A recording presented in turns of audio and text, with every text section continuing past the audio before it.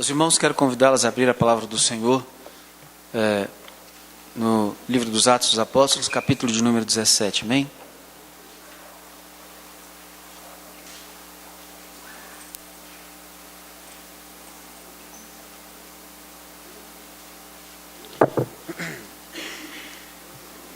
Nós vamos ler até o verso número 15 nessa manhã. Atos dos Apóstolos, capítulo de número 17, até o verso número 15.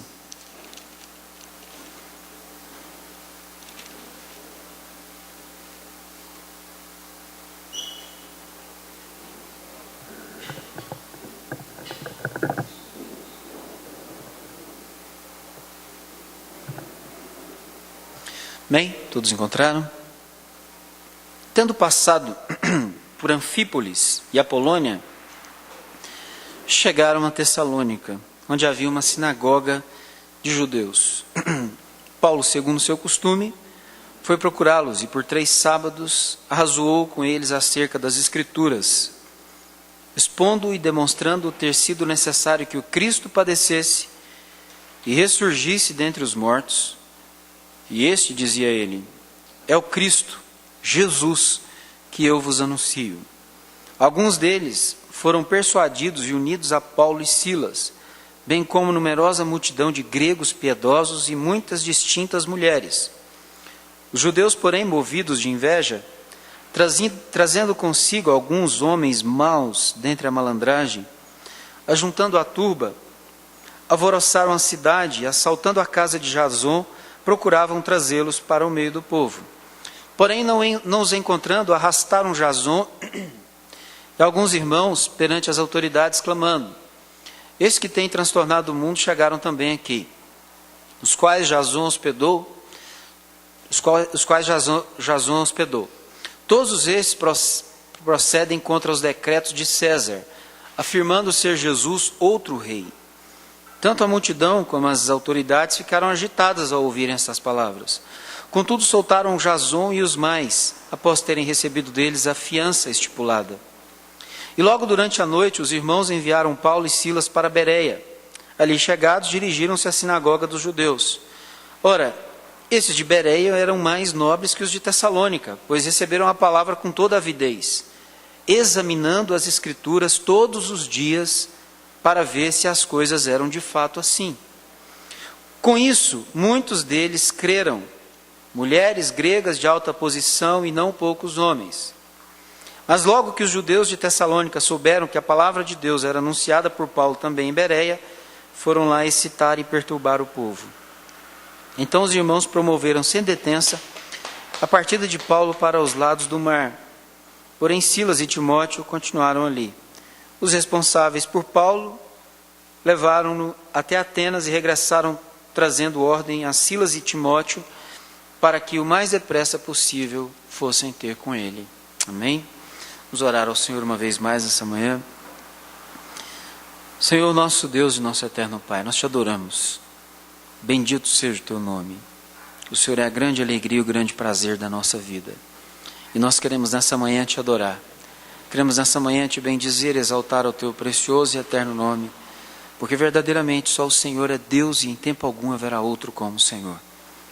Nós queremos, ó Pai, nos deleitar em Ti, na Tua presença, entendendo que o Senhor é a grande alegria e o grande prazer da nossa vida. Nós queremos nos deleitar no Senhor nessa manhã, na Tua presença, na Tua obra, na vida dos Teus servos que serviram ao Senhor, dando as suas vidas para a divulgação da mensagem do Evangelho.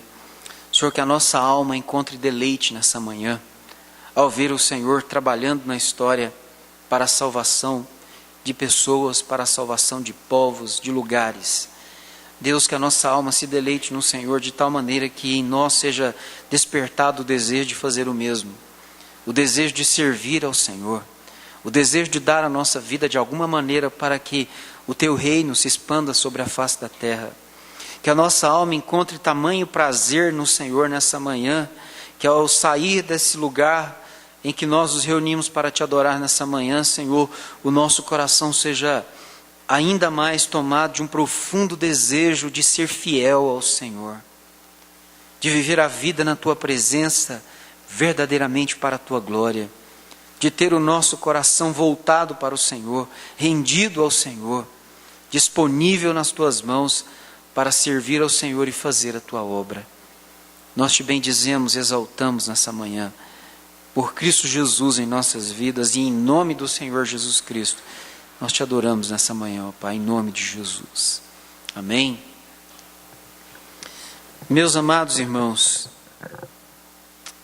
o que nós vimos na semana passada foi a chegada do Evangelho à Europa, não é?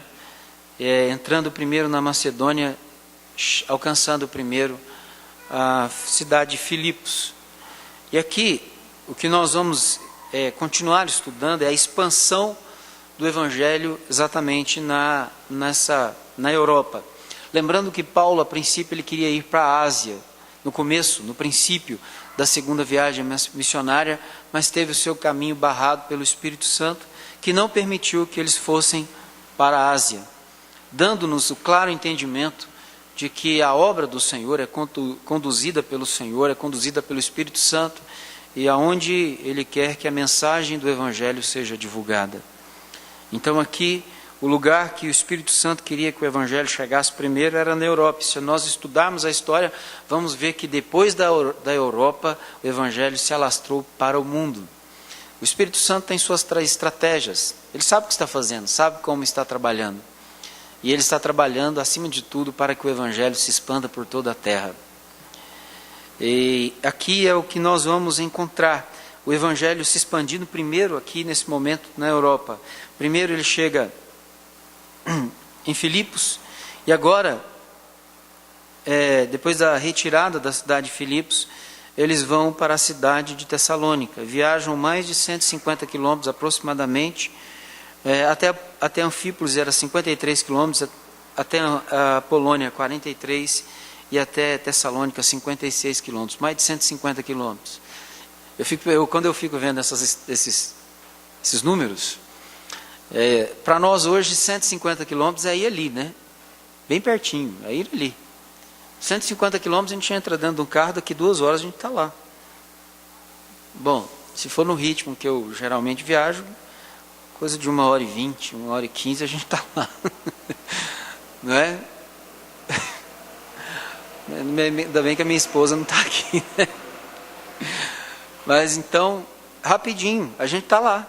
150 quilômetros não é nada para nós hoje. A gente tira isso, vamos dizer, demorando muito a viagem, 3 horas. Olha que a gente vai ter que demorar muito, enrolar muito para chegar em 3 horas. Mas naqueles dias, viajar 150 quilômetros não era uma coisa tão rápida dessa maneira. Muitas das viagens eram feitas a pé mesmo. Tinham que fazer as viagens a pé. Então eles tinham, ou às vezes eles tinham que entrar no mar e enfrentar as tormentas. Imagina, as embarcações daquela época. O tipo de embarcação que você tinha que entrar no mar. Quando a gente estiver finalizando o livro de Atos, se Deus quiser, nós vamos ver que uma embarcação com Paulo se perde todinha até chegar à ilha de Malta. Para a gente ter uma ideia que tipo de embarcação que se viajava naquela época, quando se estava no mar. Então as viagens não eram viagens tão fáceis, não é? E aqui eles têm que viajar mais de 150 quilômetros para chegar até Tessalônica. Mas é lógico que Paulo está indo mesmo nessa distância, ele está indo para uma cidade que ele considera estratégica. Porque era uma cidade portuária e de um dos portos mais importantes da época, juntamente com a Corinto, né, a cidade de Corinto. Era uma cidade importante no que diz respeito ao comércio, especialmente marítimo, né, feito por via mar. Então, essa cidade era importante, era uma cidade grande, uma das grandes cidades. E então Paulo ele vai para essa cidade, que era considerada a capital da Macedônia. Ele vai ali para divulgar através de um grande centro, para que através desse grande centro, a palavra sendo pregada, ela possa se expandir para a periferia, para outros lugares menores. E quando ele chega ali, ele, como de hábito, ele vai para o lugar principal para os judeus, quando especialmente estão fora de Jerusalém. O principal lugar para o judeu quando está fora de Jerusalém, ele vive fora de Jerusalém, é a sinagoga, que é o lugar onde eles se reúnem para estudar para pensar as Escrituras, para estudar a lei de Deus. Como nós vimos em Atos, no capítulo 15, naquela deliberação, naquele concílio que aconteceu, Tiago, quando ele assume para dizer as prescrições que eram para ser feitas para os gentios, ele diz assim no verso 21, porque Moisés tem em cada cidade, desde os tempos antigos, os que o pregam nas sinagogas, onde é lido todos os sábados. Versículo 21 do capítulo 15, depois você confira aí na Bíblia, seja como o Bereano, né, que nós vimos essa manhã. Confira aí no versículo 21 do capítulo 15, o que Tiago diz? Olha, porque Moisés tem em cada cidade, desde tempos antigos, os que o pregam nas sinagogas, onde é lido todos os sábados. Não é Moisés exatamente, mas são os escritos de Moisés, que ele deixou registrado, ou seja, a lei de Deus, as ordenanças de Deus para o seu povo. Ele está dizendo que desde tempos antigos, ou desde o tempo em que o povo foi para o exílio, especialmente, depois que o povo foi para o exílio, muitos dos judeus não voltaram para Israel, não voltaram para Jerusalém, não voltaram para o seu país, porque eles já tinham estabelecido residência, já tinham estabelecido casa nesses lugares, já tinham estabelecido vínculos comerciais, já estavam trabalhando nesses lugares, já a sua família estava assentada naquele lugar. O que eles fizeram? Construíram sinagogas naqueles lugares e continuaram servindo a Deus, na perspectiva judaica, continuaram observando a lei de Deus, se reunindo na sinagoga para estudar a cada sábado a palavra de Deus, as Escrituras do Antigo Testamento. Então eles faziam sempre isso, especialmente a Torá, especialmente a lei de Deus, certo? Então o que acontece? Paulo então ele se utiliza desse ponto de contato que ele tem, que é a sinagoga estabelecida em Tessalônica, e ele vai até ela, e ali ele vai expor a Escritura. Veja bem, Paulo, segundo de costume, foi procurá-los, e por 3 sábados arrazoou com eles acerca das Escrituras. Veja que o ponto central para a vida de Paulo é a Escritura Sagrada, e o que ela diz, especialmente a respeito do Senhor Jesus. Então ele vai para a sinagoga não simplesmente para estudar ou para ser um ouvinte, ele vai para argumentar, ele vai para pregar. Ele está disposto a levar Cristo Jesus aos judeus daquele lugar. E para fazer isso ele começa se utilizando com certeza da exposição que eles mesmos estão fazendo ali. Havia essa oportunidade de cada um fazer a sua exposição ali. Se tivesse alguma autoridade, tivesse capacidade, fosse expositor da lei, faria isso no sábado. Então Paulo se utiliza dessa oportunidade e ele começa a arrazoar. Quando lemos arrazoar aqui no grego, que é a língua original em que o Novo Testamento foi escrito, a ideia aqui é de que começa a haver não sei se eu poderia chamar de debate, seria demais chamar de debate, mas é uma série uma série de perguntas e respostas.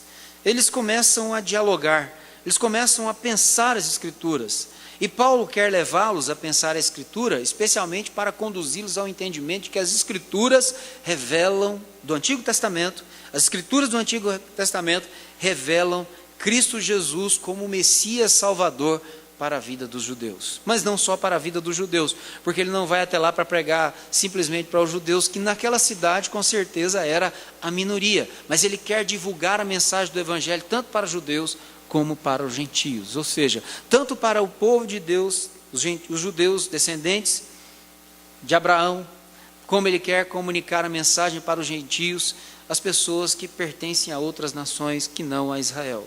Então ele quer comunicar o Evangelho, mas ele começa pelo judeu, e ele começa pela sinagoga, e ali nessa sinagoga há muitas pessoas que não são judeus de nascimento, mas que são prosélitos, ou seja, o prosélito é um gentio convertido ao judaísmo. Ele era gentio de nascimento, mas ouviu a lei, se aproximou da sinagoga e se converteu ao judaísmo. Então havia prosélitos, haviam aqueles que eram classificados como tementes a Deus, aqueles que gostavam de ouvir a lei, e esses eram que estavam no caminho para se tornar um prosélito.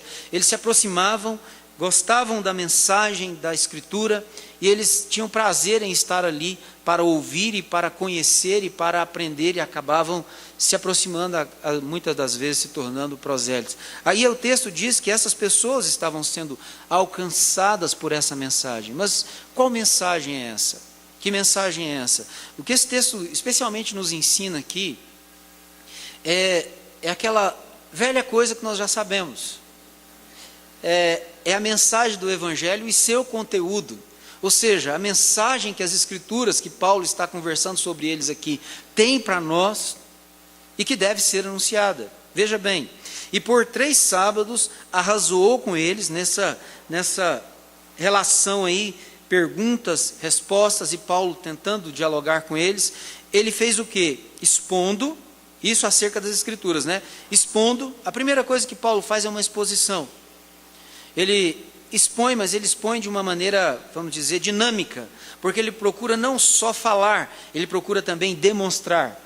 É preciso falar, é preciso comunicar, mas é preciso que as pessoas vejam de alguma maneira, elas entendam de alguma maneira, seja demonstrado para elas de alguma forma, seja colocado de uma maneira clara para que elas possam entender o que significa aquela mensagem, o que versa aquela mensagem, para que elas possam crer.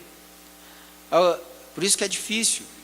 As pessoas pensam que às vezes o evangelismo dinâmico, não que não possa acontecer, Deus é poderoso.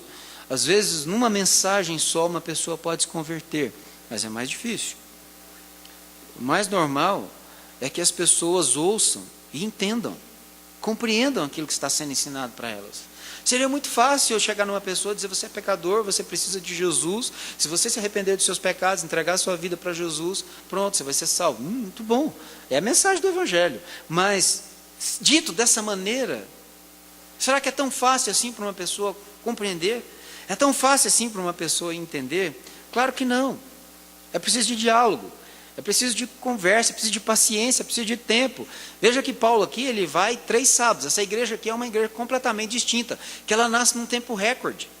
Quando você lê a Epístola aos Tessalonicenses, a primeira que Paulo escreve, é incrível, nasce uma igreja nessas 3 semanas, que ele passa ali 3 sábados pregando o Evangelho, com certeza conversando com aqueles que se aproximaram do Evangelho. Como está escrito aqui, numerosa multidão de gregos e muitas distintas mulheres creram no Evangelho. Com certeza essas mulheres distintas porque tinham uma alta posição na sociedade. E o que acontece? Essas pessoas creem no Evangelho, mas foram 3 semanas. Paulo pregando, Paulo ensinando e depois, vamos dizer, discipulando, conversando com as pessoas que se aproximaram da fé, que deram crédito, deram ouvidos, né, à pregação do Evangelho que foi feita naquele lugar. E qual era o cerne dessa mensagem? Aí está, é uma coisa simples. Veja, o cerne é: expondo e demonstrando ter sido necessário que o Cristo padecesse e ressurgisse dentre os mortos. Então, a mensagem que Paulo tem é a mensagem que nós temos. A mensagem do Evangelho, ela não muda. Nós não precisamos hoje de uma nova unção, como muitos dizem. Nós não precisamos de uma nova mensagem, não precisamos de uma nova revelação. Nós precisamos nos apegar àquilo que já é antigo, velho, e que não vai mudar, que vai ser sempre o meio que Deus usa para salvar o pecador. É crer que Jesus deu a vida para que nós tivéssemos os nossos pecados cancelados por meio do derramamento do seu sangue, por meio da sua morte, para que nós pudéssemos ser justificados por meio da sua oferta pelas nossas vidas. Então o que Paulo vai aqui conversar com eles é o seguinte: as escrituras do Antigo Testamento anunciaram, vejam os profetas, eles dizem que haveria de vir o Cristo. Vejam Moisés, que vocês tanto têm prazer na lei, e que inclusive, como Tiago chama Moisés, tem os que o leem nas sinagogas, desde os tempos antigos, em vários lugares, não é verdade? Então, o que Moisés disse? Moisés disse assim: Deus levantará no vosso meio um profeta semelhante a mim, a ele vocês ouvirão. Quando Moisés está falando isso, Moisés está falando muito mais do que como um condutor do povo, ele está falando como profeta, ele está profetizando, dizendo que Deus levantaria o seu Cristo, Jesus, o Salvador, para que o povo pudesse ouvir a mensagem da redenção, da salvação, da justificação através da vida dele. Então Moisés está anunciando lá como profeta Jesus, o Senhor, o Salvador desse povo. E aí Paulo, com certeza, ele está conversando com eles. E ele vai mostrar os pontos da Escritura, onde está referido que o Cristo deveria vir e ele deveria padecer. Com certeza ele não deixou Isaías 53 de fora, não é verdade? Ele não deixou aquele texto maravilhoso do profeta de fora, dizendo: olha, ele foi contado como ovelha para o matadouro, a sua vida foi oferecida pelas nossas vidas. Então ele anunciou Jesus a partir do Antigo Testamento. Ele mostrou para eles que Jesus era o Cristo, que Jesus era o Messias, que Jesus era o enviado de Deus para a salvação das pessoas que estavam ali na sinagoga.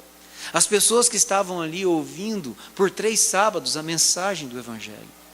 E a mensagem do Evangelho era essa: Cristo Jesus precisou dar a vida, mas Ele deu a vida, porém Ele ressuscitou. Ele não está morto.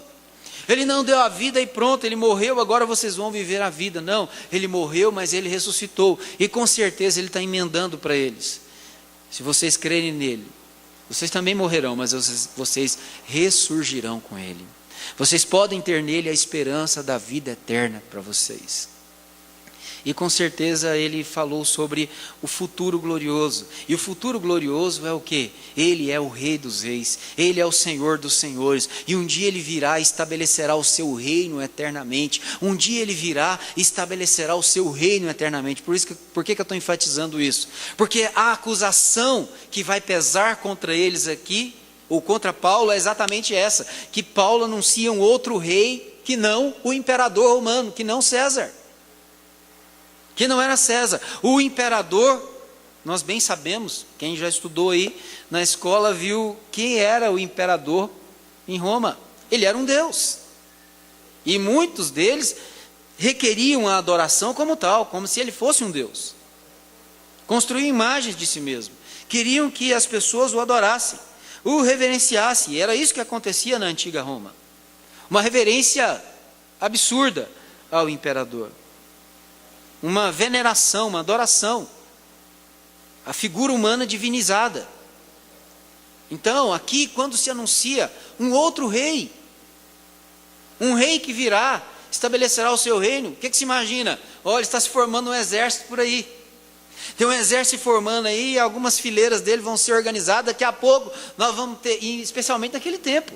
Pense com a cabeça, vamos tentar pensar com a mente desse pessoal naquele tempo.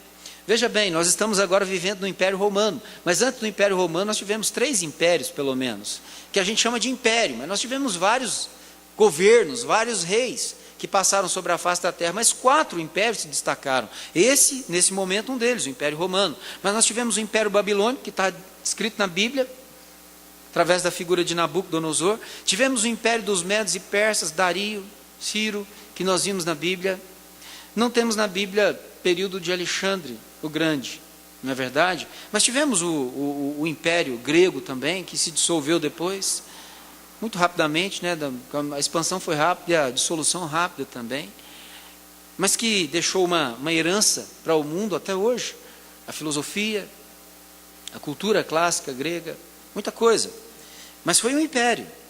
Alexandre o Grande era um conquistador, era isso que ele gostava, conquista. Então o mundo daquele tempo era envolto em batalhas, em guerras, e cada um queria estabelecer o seu domínio. Se crescia um pouco e se tinha condição de avançar os seus exércitos, queriam ser conquistadores, queriam começar a buscar alargar as fronteiras. Imagina agora, Paulo anuncia, ele é o Rei dos Reis, ele virá estabelecer o seu reino eternamente. Ele está falando da graça, da vinda do reino de Deus, da vinda do reino de Deus em justiça, sem pegar em armas, sem nada. Mas o que na mente das pessoas funciona? Esse pessoal vai vir formar um novo exército, vai vir um novo império por aí. Vai vir uma nova frente de batalha por aí. Está se formando um novo exército para se conquistar o mundo, para se tentar estabelecer um novo império, fazer frente ao Império Romano. Muito provavelmente isso. Embora a mensagem do Evangelho não denote isso, e não aponte isso de maneira alguma. Mas quando a gente olha a figura bíblica, e eu gosto de dizer isso, muitos pensam na figura bíblica da igreja, uma figura de uma casa de recuperar pessoas, como um hospital de doentes, como lugar de cuidados especiais. Mas a figura bíblica para a igreja não é essa. Qual que é a figura bíblica da igreja? Eu falei isso outro dia aqui na igreja. Qual que é a figura bíblica da igreja? Qual que é a figura bíblica da igreja? Não, eu estou falando na sua formatação. Alguns dizem que é uma... mas tem uma figura que veja bem, alguns pensam que a igreja é uma comunidade terapêutica, hospital de pessoas doentes, um lugar de, mais ou menos assim, aí vai. Alguns falam que é o Israel de Deus. Qual que é a figura, a imagem? Então vamos dizer a imagem bíblica da igreja na Bíblia.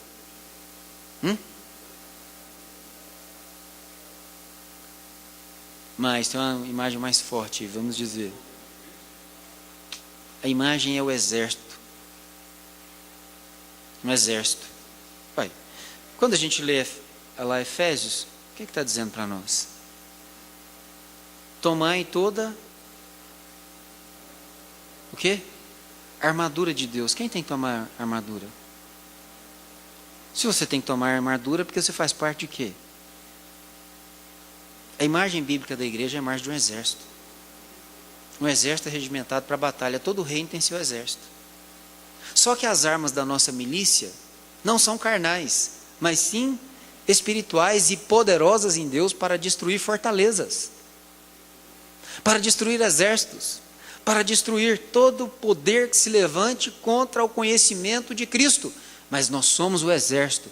É porque hoje a gente não canta isso mais. Hoje a ideia da igreja, por causa desse tipo de coisa que foi divulgada através do evangelho, que não é o evangelho, é que a igreja é uma casa de negócios, por exemplo.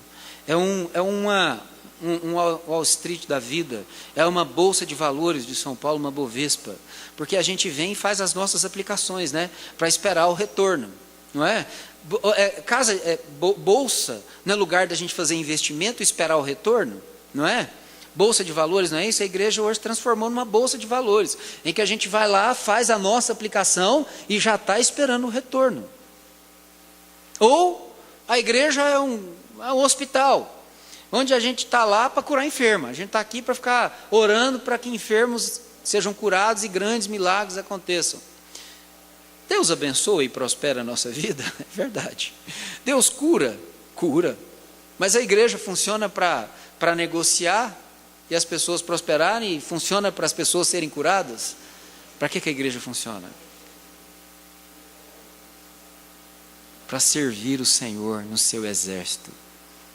Hoje as pessoas gostam de cantar que elas estavam abatidas, que estavam isso, estavam aquilo, e Deus abençoou a vida delas.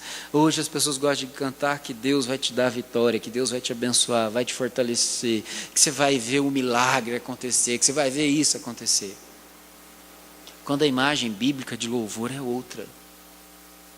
Deus, tu és grande. Deus, tu és maravilhoso.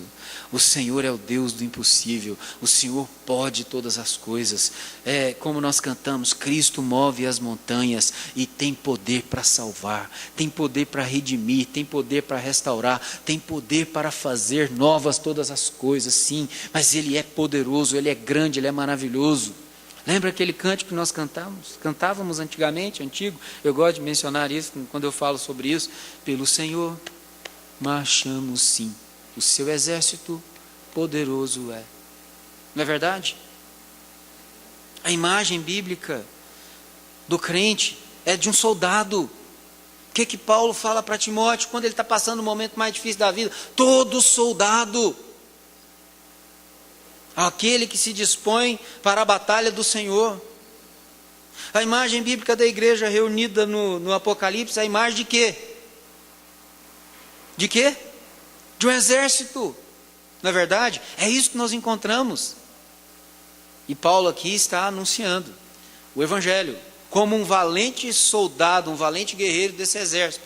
Mas a arma da milícia dele, qual que é a arma? a Escritura Sagrada, a Palavra de Deus. Quando Paulo fala, esse mesmo Paulo fala aos Efésios sobre as armas da nossa milícia, ele fala revestivos de toda a armadura de Deus. E é engraçado que toda a armadura de Deus nos dá a ideia de armas indumentárias para essa armadura que nos protegem, não é? Coisas que nos protegem, o capacete nos protege, o capacete da salvação, não é? A couraça da justiça, a couraça era algo que se usava aqui para proteção, não é verdade? Tudo que é usado, vamos dizer, é para proteção. Qual que é a única coisa que nós temos de ataque? Tomai, pois, a espada do Espírito, não é? É a única arma de ataque que nós temos. A espada que nós temos para atacar são as Escrituras. E o que Paulo está fazendo aqui? Usando a espada de Deus. A espada de Deus é a palavra de Deus. Irmãos, eu queria que isso comunicasse alguma coisa ao nosso coração nessa manhã.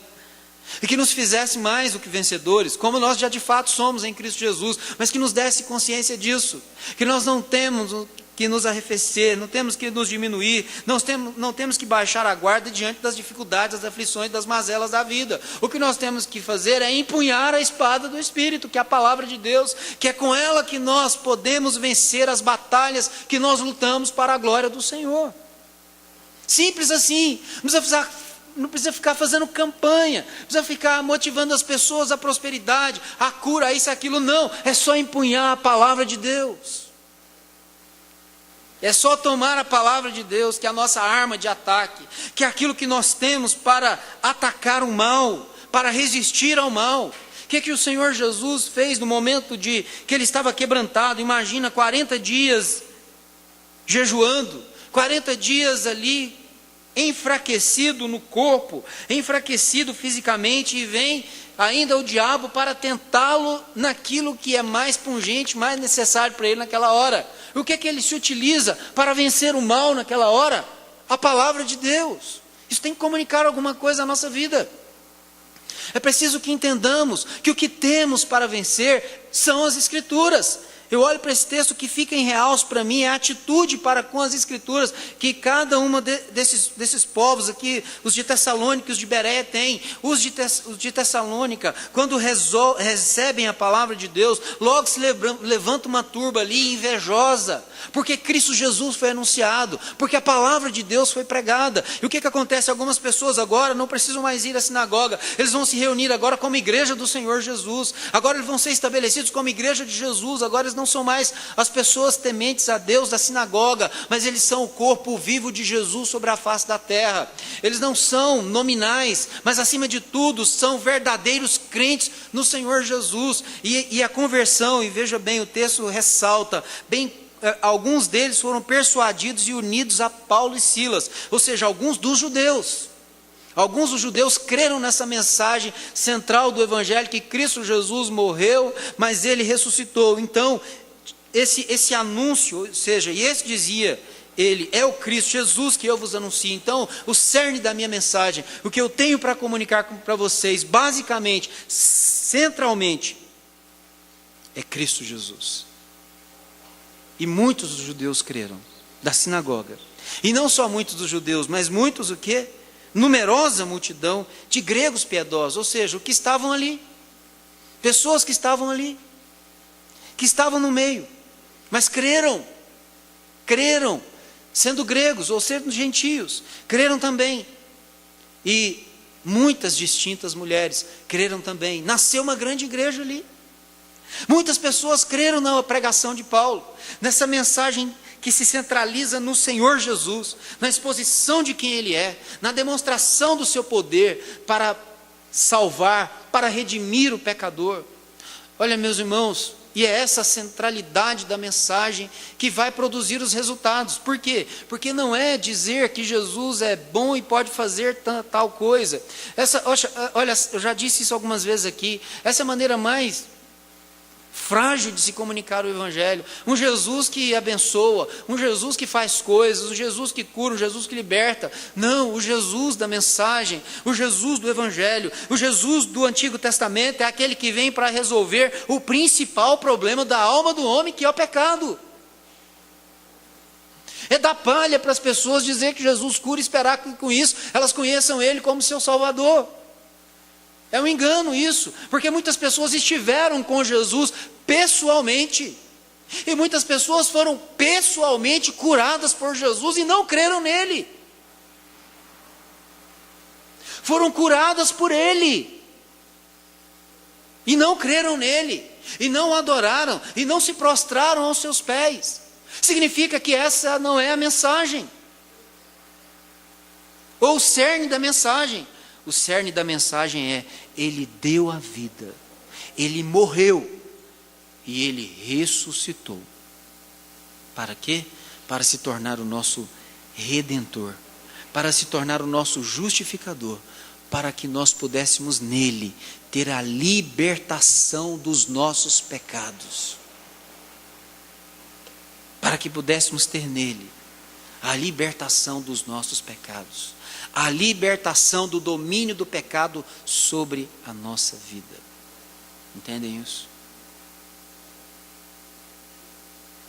É para isso que Jesus Cristo veio a esse mundo. É para isso que o Senhor Jesus Cristo deu a vida. É para isso que o Senhor Jesus Cristo ressuscitou.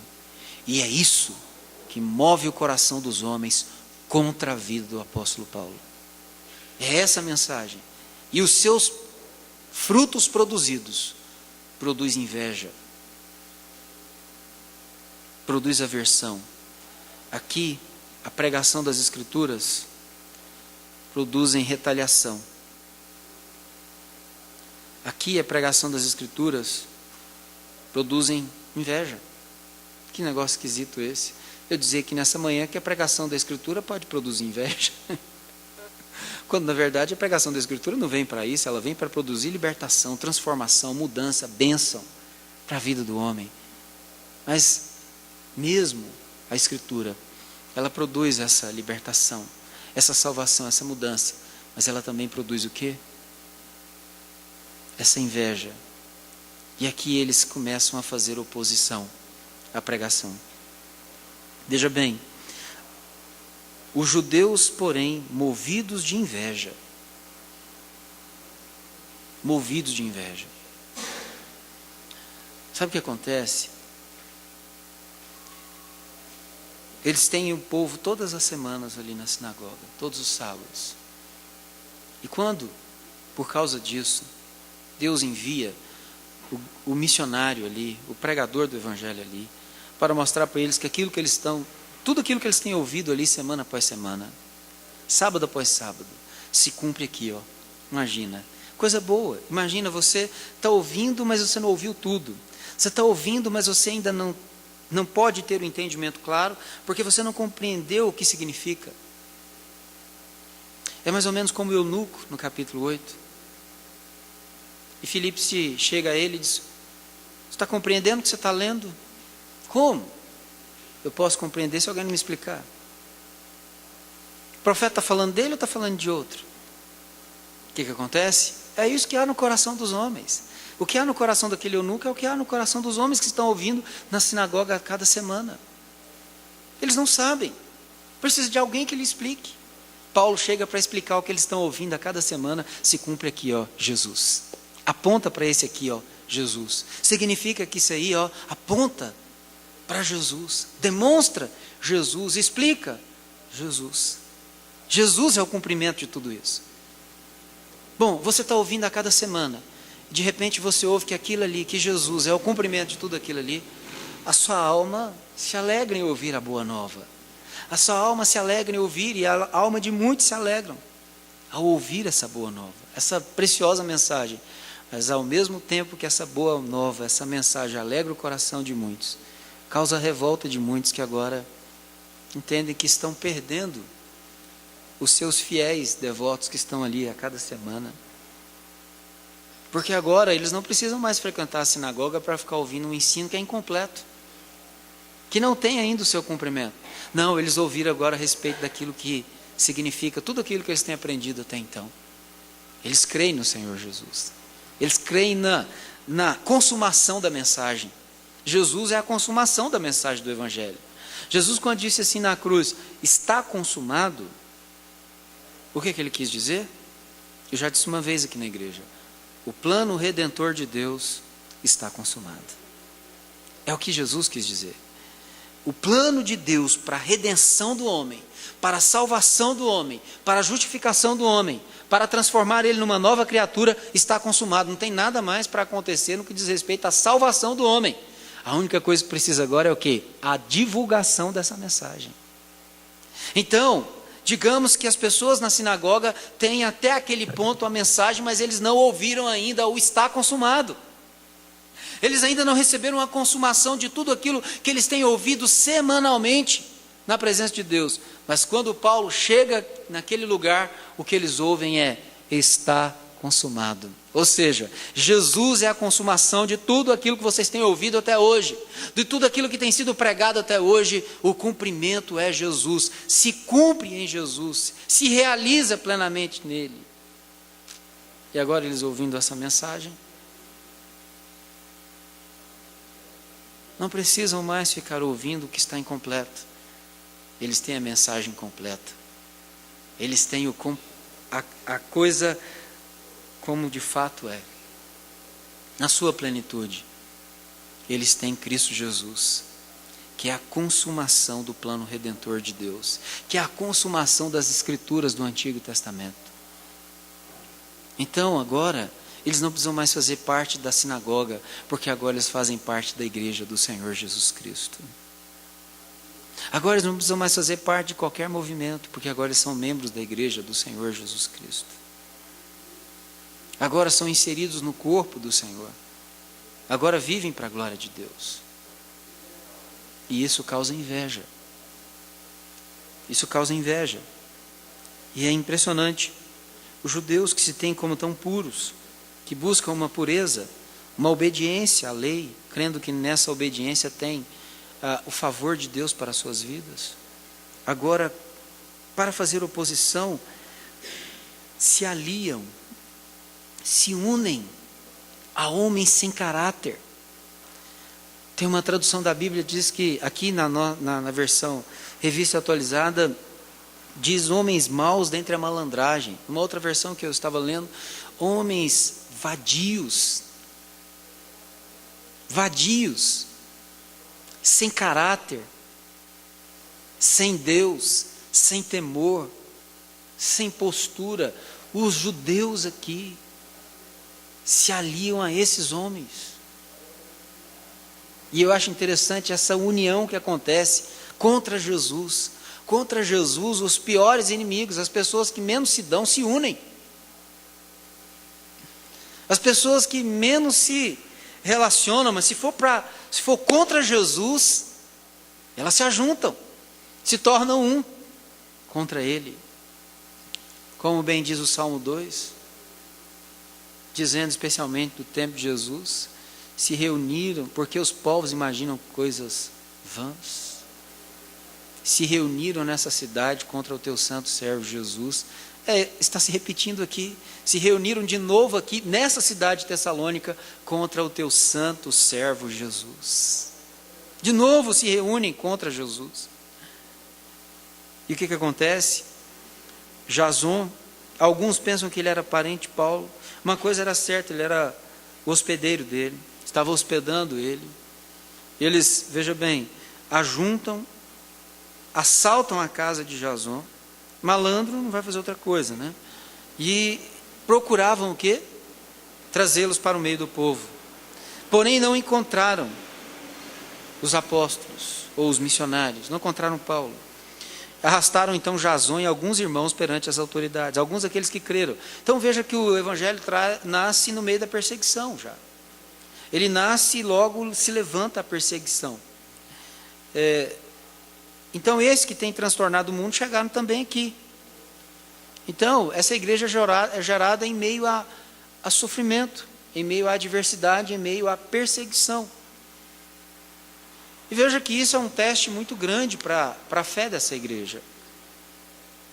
Porque imagina, só 3 semanas. Muitas pessoas creem, mas não têm tempo de serem discipuladas. Bom, é o que a gente pensa, né? Porque 3 semanas fazer discipulado, o que eu acho maravilhoso, incrível, demais, é que quando eu leio a epístola aos Tessalonicenses, Paulo começa a dizer, como eu falei para vocês. E quando ele diz, como eu falei para vocês, quando estava entre vocês, ele falou até de coisas do Apocalipse. Ele falou de coisas a respeito das últimas coisas que aconteceriam. Eu falei assim, meu Deus, em 3 semanas, deu tempo de falar tudo isso. Incrível. Leia depois a epístola com atenção. Em 3 semanas ele conseguiu contar o Antigo Testamento, pregar para eles, mostrar que era Jesus, ensinar doutrinariamente e apontar para o futuro ainda, dizer, olha, tem algo maravilhoso que espera vocês. E ele vai falar assim, ó, como eu costumava falar quando eu estava com vocês, em 3 semanas só. Profundidade, a responsabilidade, o comprometimento com a mensagem que ia anunciar. Esse tipo de coisa nós estamos precisando hoje.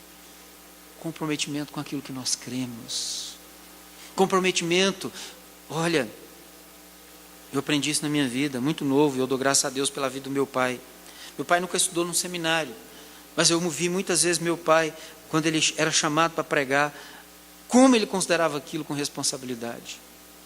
Ele sem estudos, sem preparação formal, ele ia para a Bíblia, debruçava, orava, pegava papel, escrevia.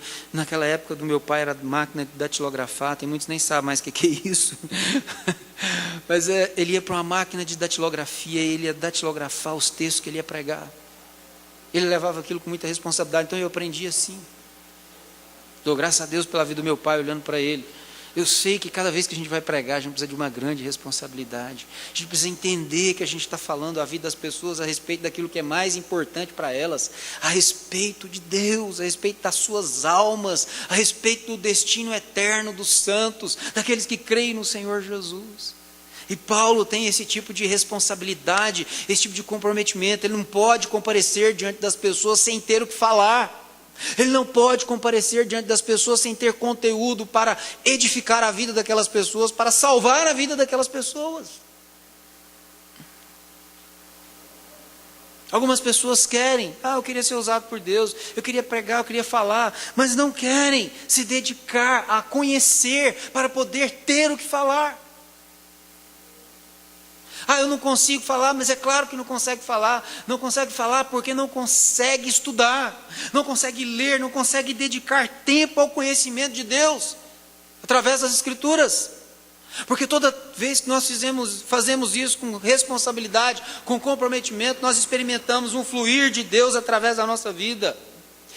Experimentamos aquele fluir que Jesus disse que fluiria, ou seja, aqueles que creem em mim, do seu interior fluirão o quê? Rios de água viva. Olha, é possível, mas é preciso que a nossa alma esteja profundamente envolvida com o conhecimento de Deus. Era assim que estava o apóstolo Paulo, profundamente comprometido com o ensino de Deus, com a palavra de Deus. Então, eles não encontram, acusam Jason porque não o encontram. A acusação é, estás pregando outro rei que não César. Já falei sobre isso para vocês, não vou voltar a esse ponto. E tanta multidão como as autoridades ficaram agitadas ao ouvir essas palavras. Então, uma coisa que alvoroçava o mundo naquele tempo está se levantando um novo reino aí contra o império. Então, mas soltaram Jason após terem recebido deles o quê? A fiança estipulada. E essa fiança envolvia não só dinheiro, essa fiança envolvia, esses homens vão sair da cidade. Não queremos esses homens aqui. E o que acontece? Durante a noite os irmãos enviaram Paulo e Silas para Bereia. E veja bem, ali chegados dirigiram a sinagoga dos judeus. Mais um lugar que Paulo chega. Aqui Paulo viaja mais um pouco mais de 40 quilômetros. Ele chegando naquele lugar, ele vai pregar. Ele vai novamente anunciar as Escrituras. Veja bem, só que aqui há uma diferença na atitude do povo em relação às Escrituras. Se lá, embora as pessoas se converteram, creram, mas se levantou a perseguição e houve oposição, aqui não. Aqui é diferente, Bereia é um lugar diferente. Isso é bom para a gente ver que a gente não pode definir um contexto da palavra de Deus para ela ser pregada. Tem gente que fala, não tem que pregar a palavra para as pessoas mais difíceis, as mais difíceis que Deus quer salvar. Não, Deus quer salvar tantas pessoas difíceis quanto as pessoas mais fáceis de lidar humanamente falando. Deus quer salvar tanto aqueles que dão ouvidos quanto aqueles que não dão ouvidos. Deus quer salvar a gente de tudo quanto é lugar, de tudo quanto é jeito. Veja bem, se em Tessalônica as pessoas não ouviram de bom grado, os líderes se levantaram, os judeus se levantaram, fizeram oposição e alvoroçaram a cidade, a turba, homens vadios ou maus, malandros. Aqui, veja bem, ora, estes de Bereia eram mais nobres que os de Tessalônica. Significa o quê? Eles tinham mais disposição para ouvir. Veja que Paulo em Tessalônica falou por 3 sábados. O que a gente entende lendo aqui é que aquilo não falava só no sábado. Veja bem, ora, estes de Bereia eram mais nobres que os de Tessalônica, pois receberam a palavra com toda a avidez, a primeira disposição de coração deles. Eram aquelas pessoas que quando se estava falando na igreja, ou na sinagoga, melhor dizendo, quando estava se falando ali na sinagoga, eles estavam examinando as Escrituras. Eles estavam desejosos de saber a respeito daquela nova que eles estavam ouvindo.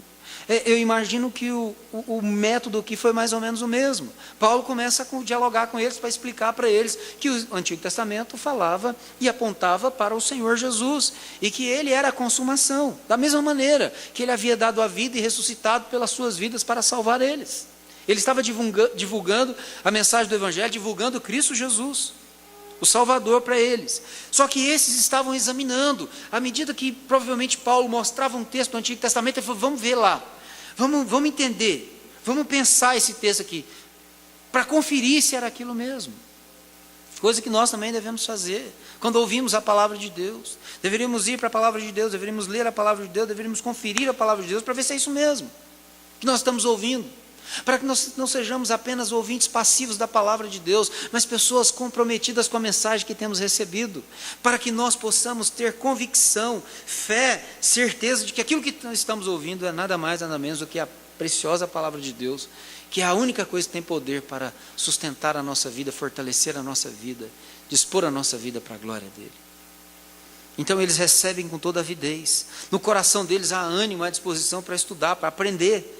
E aí, veja bem, examinando as Escrituras todos os dias, não era só no sábado, examinando as Escrituras todos os dias para ver se as coisas eram de fato assim. Ou seja, eles não são aquelas pessoas que ouvem e pronto, são passivas, ouviu, isso é de Deus, isso é bom demais. Isso é o que acontece com muitas pessoas hoje são enganadas. As pessoas são enganadas por isso, porque elas não são como esses irmãos bereanos aqui, que eles queriam saber se as coisas eram de fato daquele jeito que estava sendo falado. Não, as pessoas recebem, é de Deus, é o homem de Deus, é fulano. Quem sou eu para levantar contra o homem de Deus? Quem sou eu para ir contra o homem de Deus? E não conferem as Escrituras, e não procuram saber se de fato e de verdade aquilo que está sendo pregado, anunciado, corresponde verdadeiramente à palavra de Deus. Se a doutrina é correta, se o ensino teologicamente está correto, está certo, se é bíblico, se glorifica a Deus, se é de Deus mesmo. As pessoas não. Ao invés disso, se vê alguma coisa, pronto, já é homem de Deus. Se vê alguma coisa acontecer, pronto. Não. A nossa fé, nesse aspecto, não se apoia nos homens, nem em sua sabedoria. A nossa fé se apoia nas Escrituras Sagradas. Pode ser o apóstolo Paulo que está pregando, veja que é o apóstolo Paulo que está pregando, esse homem que é tão ovacionado, que é tão reconhecido, que é tão admirado. Não importa. Pensa que ele tem um poder, só um minutinho, pensa que ele tem um poder assim, grande mais, que a presença dele faz com que as pessoas olhem e falem, é o grande homem de Deus. Não, esse homem chega pregando o evangelho da verdade, mas os bereanos fazem o quê? Vamos ver se esse homem está falando é isso mesmo. Vamos questionar, vamos ver se é isso mesmo. Pode falar.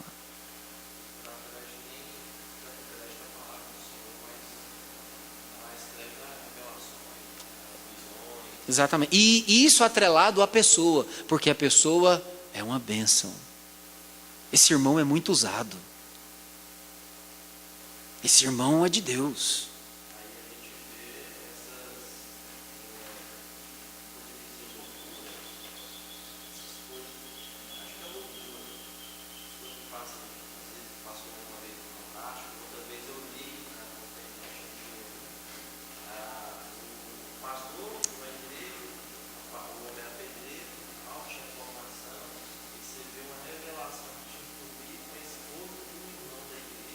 Eu vi aquilo.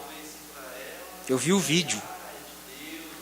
Não, e falou com o marido dela também, e o marido também, coitados.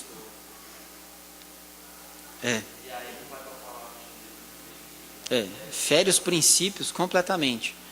Não, e o pior de tudo, que não sei se você viu o vídeo. Se você viu o vídeo aí é mais o vídeo porque ele vai e adultera, né? Aí o repórter fala para ele, não é adultera, adulterará. Um acento, bom você ter falado isso. Ou seja, sem conhecimento nenhum da Bíblia, sem entendimento nenhum das Sagradas Escrituras. Por quê? Porque é pedreiro? Porque tem pouco estudo? Não, de jeito nenhum. A palavra de Deus promove a nossa vida, melhora a nossa intelectualidade, melhora o nosso português, melhora a nossa capacidade de compreensão, melhora. Eu creio nisso, porque eu vi isso. Eu vi uma pessoa analfabeta, aprender a ler praticamente na Bíblia, depois tornar um homem usado por Deus, com conhecimento de Deus. Eu vi isso quando meu pai pastoreava a igreja. Deus transforma, não é porque ele é pedreiro, não é porque ele tem uma condição limitada, não. A Bíblia promove, a Bíblia transforma, a palavra de Deus muda e não comete erros desse.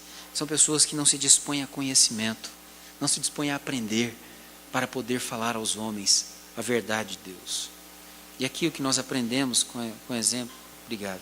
Nós aprendemos com os exemplos que nós estamos vendo aqui,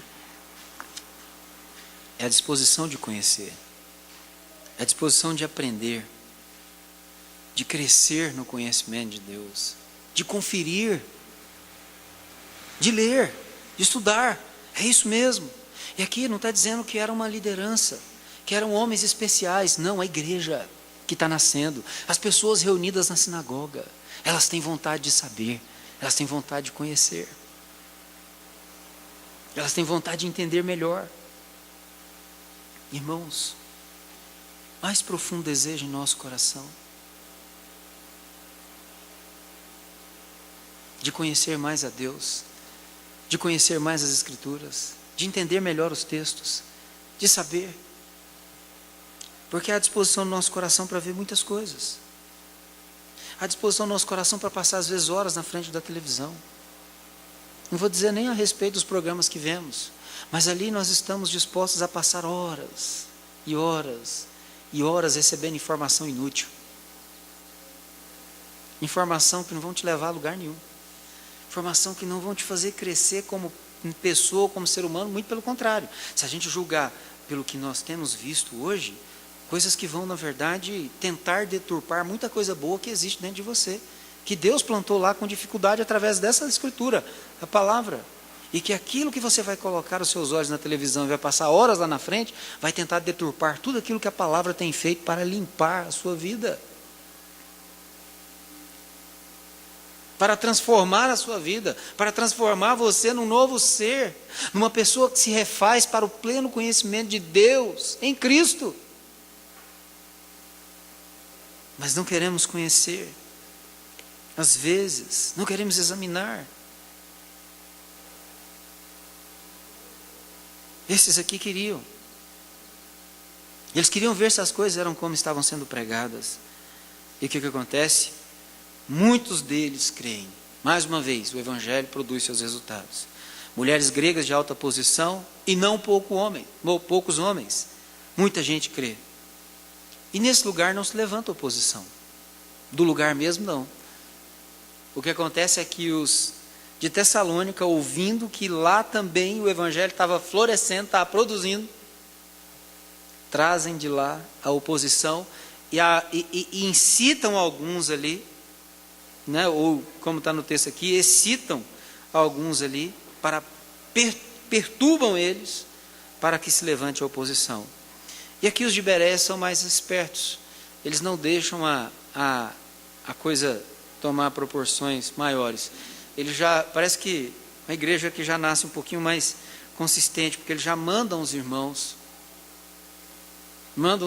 enviam os irmãos, para eles poderem partir, antes de que alguma coisa transtorne ali. Eles deixam deixam Silas e Timóteo ali, e os irmãos levam Paulo até Atenas. Quando a gente vê aqui, parece pertinho, né? Veja bem, os responsáveis por Paulo levaram-no até Atenas, primeiro para os lados do mar, a partida de Paulo para os lados do mar. Esses lados do mar aqui de Bereia, 40 quilômetros, até chegar no mar. E depois a viagem de navio pelo mar, mais 480 quilômetros, até chegar em Atenas. Veja que não era fácil as viagens naquele dia, e eram demoradas as viagens naquele dia. Eles entregam Paulo lá e voltam. E Paulo pede para eles voltarem e falar para Silas e Timóteo estar com ele o mais rápido possível. Assim termina esse texto que estudamos nessa manhã. E o que aprendemos? A coisa principal aqui para mim é a centralidade da Escritura na comunicação do Evangelho. Nós podemos usar muitas estratégias para pregar o Evangelho, mas não devemos confiar nelas para a conversão das pessoas. Toda a estratégia que nós usarmos no evangelismo tem que ser para comunicar a mensagem do Evangelho. Tem que ser para pregar as Escrituras. Se a estratégia não termina com a pregação da Escritura, e ela é só uma estratégia em si mesma, olha, digo isso especialmente aos jovens, aos adolescentes. Os adolescentes não estão aqui, mas os jovens, para que percebam isso. Muitas estratégias têm sido desenvolvidas hoje, confiados que nelas os jovens vão se ajuntar e vão ficar ali. Lê do engano. O que vai fazer com que os jovens permaneçam é a palavra de Deus. O instrumento de Deus não muda. A estratégia pode até ser boa para aglomerá-los, para ajuntá-los. Mas se a estratégia para aglomerá-los e ajuntá-los não for comunicar a verdade do Evangelho, esses jovens podem até se aliar a um movimento, mas eles não vão se tornar membros da igreja do Senhor Jesus. Os adolescentes podem gostar, porque eles gostam de eventos, gostam de coisas, como o jovem também gosta. Mas o evento em si não produz nada. A palavra de Deus produz os frutos. A palavra de Deus é que salva. A palavra de Deus é que liberta. A palavra de Deus é que traz nova vida ao coração do homem, seja da criança, seja do adolescente, do jovem, do adulto, do idoso. É a palavra de Deus que traz vida. Se as nossas estratégias não forem para a comunicação do Evangelho, elas estão erradas. Estão laborando em erro. Vão até ajuntar pessoas. Vão até dar a falsa impressão de que há muitos jovens, muitos adolescentes na igreja. Mas não adianta nada. Porque o que salva, o que liberta a vida de um homem, é a pregação do Evangelho, é a pregação da Escritura, é a pregação da palavra de Deus. Para a criança, para o adolescente, para o jovem, para o adulto, para o idoso, é a palavra de Deus. Eu vejo aqui a preocupação de Paulo de usar a estratégia, ir à sinagoga. Primeiro, é uma estratégia, ir à sinagoga, mas na sinagoga para pregar o Evangelho, para pregar Cristo Jesus, para anunciar o Salvador. Amém? Vamos orar ao Senhor nessa manhã. Vamos clamar a Deus que nos dê estratégias. Não é pecado, não é errado, é até necessário, mas que Deus nos dê estratégias para pregar, nos dê maneiras de agir com as pessoas. Às vezes você está na escola, às vezes você está no trabalho, você está no lugar e sente uma dificuldade em comunicar. Pede a Deus, conceda estratégias. Conceda estratégias. Mas, Senhor, para que a Tua palavra seja pregada, E me dá sabedoria na tua palavra para eu poder comunicar ao coração das pessoas o Evangelho, para poder comunicar Cristo Jesus às pessoas. Amém? Vamos orar nessa manhã. Senhor, nosso Deus e nosso eterno Pai, nós bendizemos, exaltamos o teu precioso e eterno nome nessa manhã, porque verdadeiramente só o Senhor é Deus e em tempo algum haverá outro como o Senhor. Deus de graça, Deus de bondade, Deus de misericórdia, Deus de todo favor, Deus da nossa vida, Deus da nossa alegria, Deus do nosso prazer, Deus da nossa salvação. Pai, nós queremos te adorar pela tua palavra, que é viva e eficaz, poderosa para nos fortalecer, para nos capacitar, para nos motivar e para nos usar, a fim de que as pessoas sejam salvas, a fim de que as pessoas sejam edificadas. A igreja do Senhor é edificada pela tua palavra. A alma do perdido é salva pela tua palavra. Esse mundo foi feito pela tua palavra. Esse mundo subsiste pela tua palavra. A nossa vida, Senhor, só tem sentido a partir da tua palavra. Então nós te glorificamos, ó Deus amado, pela tua palavra.